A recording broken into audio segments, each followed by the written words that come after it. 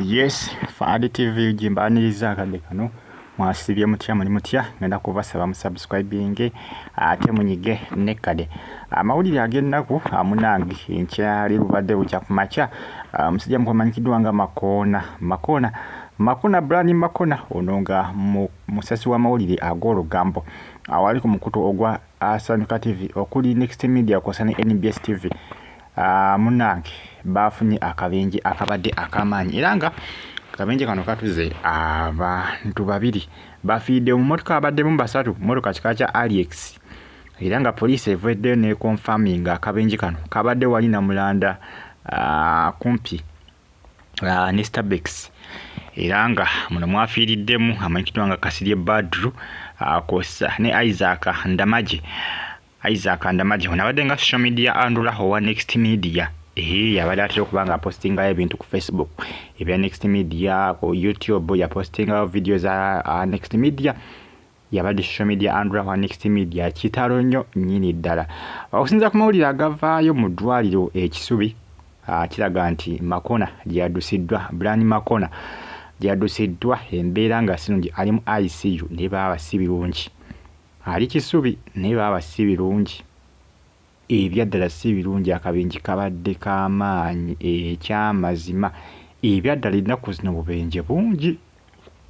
bannayuganda bangi batandise okubanga batya ne bagamba nikyo ekiviirako bubenje buno obususse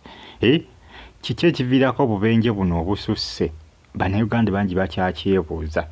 naye nga Brian Makona emagombe yasimbyeyo ekitooke naye nga ne mu ICU gyali si birungi ne mu ICU mu intensive care unit si birungi gyali akadde kano okusinziira ku poliisi eraga nti akabenje kano kabaddewo saa 8 ogw'ekiro olunaku olulwaliro nga bukya saa 8 tetumanyi babadde bava kusaka mawulire wa abali bagamba badde bava kusaka mawulire wali ewabadde fight ya chicken kosa ne shower mbiki babadde bava kubanga babadde mu basatu Brian akosa ne Isaac kosa adali ne Badru Brian Makona Badru Kasirye akosa ne Isaac Ndamaje social media andwa Next Media babadde mu basatu ne ababiri bafiiriddewo mu Bulaga ababiri bo bafiiriddewo mu Bulaga emmotoka yonna yasaanye ekifaananyi nga bw'olengera emmotoka bweto bwefaanana emmotoka gye babaddemu kabenje yabadde fatal accident ebyaddala manyi eriyo accident ne fatal accident eba fatal zezo motoka zosanga nga zigongobadde nga yagongobadde yonna nga ne baba tutte mu garage kujugomola nga teyiza kuddawo eyo gye bayita fatal accident ne mubeeramu n'abafa eyo yebeera fatal nga mulaba akabenje akabadde mu Lwera tebuvuddeko emabega akatuze abantu 14 kivala bannayuganda bangi bavuddeyo nga beebuuza nti nekiki kigenda mu maaso lwaki obubenje bususse mu ggwanga lyattu Uganda bannayuganda bangi batandise okubanga beebuuza nti gavumenti ki ekigenda mu maaso era abasinga obuzibu babutadde ku nguudo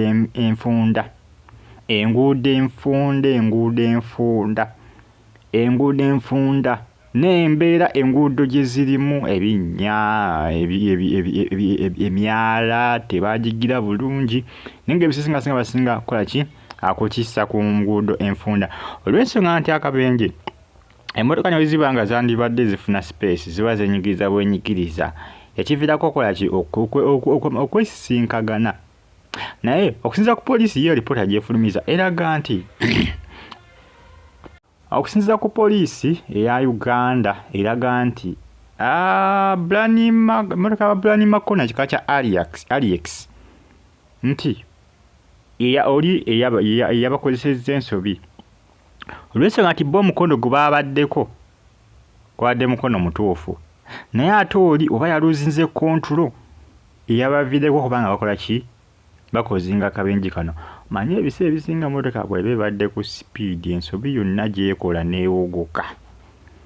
neewuguka giba mirambo kubanza ntera okulaba abantu abavuga emmotoka ku Masaka Road okwo ng'omulaba oli alwana okuyisa jjukira oli waba ayisa sipiidi ye eba waggulu okusinga ate gwe gw'aba ayisa ng'oba mu 100 ye aba alina kukola ki genda mu sipiidi 2 bw'oba mu 5 oba ali aba alina kukola ki aba alina kukubisa mu 5 ago Nedda abalina kubisaamu ebiri bwe gaba ataano nagenda mu 10 yenga y'okukuyisa kibategeeza nti ensobi yonna gy'akola ne wabaawo oguse giba mirambo gye babajja okujja mu mmotoka eyo oyo abaayisa newankubadde nawe gwabayisa nawe wakolobolako naawe oyinza okuvuola ki naawe oyinza obutatambula bulungi n'ate biba bibi nnyo kuba sipiidi gy'abaaliko olwedde gwoba odduka naye ate ye sipiidi gy'abaaliko ate sipiidi eba nnene nnyo olw'ensonga nti ate abakubisizaamu eyo emirundi ebiri ate ku Masaka Road abasinga bavuga sipiidi olosanga omuntu ng'avuga sipiidi 150 sipiidi 150 ofaaki ebisesi nga abatakisi abazivuga zi drone ezo bavuga sipiidi ya waggulu nnyo nnyo kyova nawo oluusi oba bakoze ensobi n'aluzinga control biba bibi nnyo nozamwalabye sinotulaka guyako baba badde ayisa oba yabadde ali ku ki tewali amanyi abantu 14 ne bafiirawo 14 bafiiriddewo mbulaga kitalo nnyo nnyini ddala Bagitafaali TV gimusubscribing ate mugigene kade mbebaza nembagamba nti kimwakola kyamaanyi okubanga mwagyekumirako n'okubanga mufollowinga naye nga Brian Makona Isaac Ndamaje akosane Kasirye